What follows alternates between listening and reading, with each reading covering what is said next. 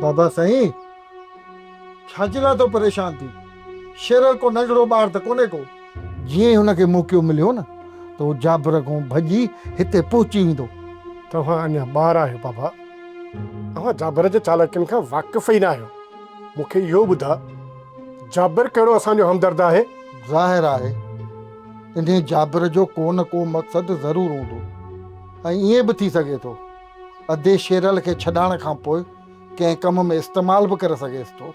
हू इस्तेमाल करे चुको, अञा छा इस्तेमाल कंदो? बाबा साईं इहे जेके तूं गुझारतूं पियो थो ॾी न, इहे मूंखे सम्झ में नथियूं अचनि। मूंखे साफ़ ऐं ज़ाहिर करे ॿुधाए त छा मसइलो आहे।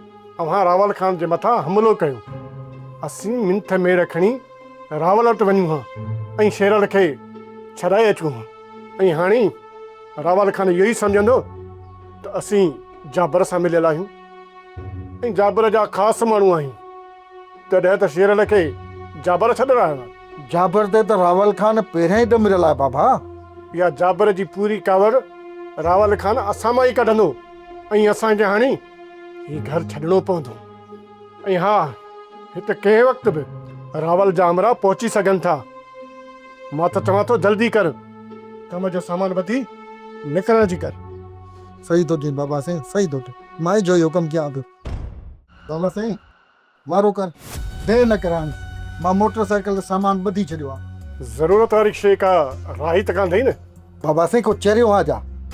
ज़रूरत वारियूं सभु शयूं मां बैग में रखे हथिकूं करे छॾियूं आहिनि। मूं कॾहिं सोचियो बि कोन हो त पंहिंजो घर को छॾिणो पवंदो।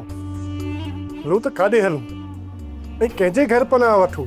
अकबर खान असांखे ज़रूरु पनाह ॾींदो बाबा। इहे वॾा माण्हू सिर्फ़ु असांखे इस्तेमालु कंदा आहिनि, असांखे पाण में विढ़ाए तबाह कंदा आहिनि, ऐं तूं थो चवीं उन वटि हली पनाह वठूं? बाबा साईं ॿियो किथे हलंदासीं? पुट अहिड़ी जॻह ते हलंदासीं जिते कंहिंजो बि शक न वञे। अच मूंसां। सब्सक्राइब कयो असांजो official YouTube channel Sindh TV HD drama ऐं वधीक अपडेट लाइ बेल आइकन खे क्लिक करियो।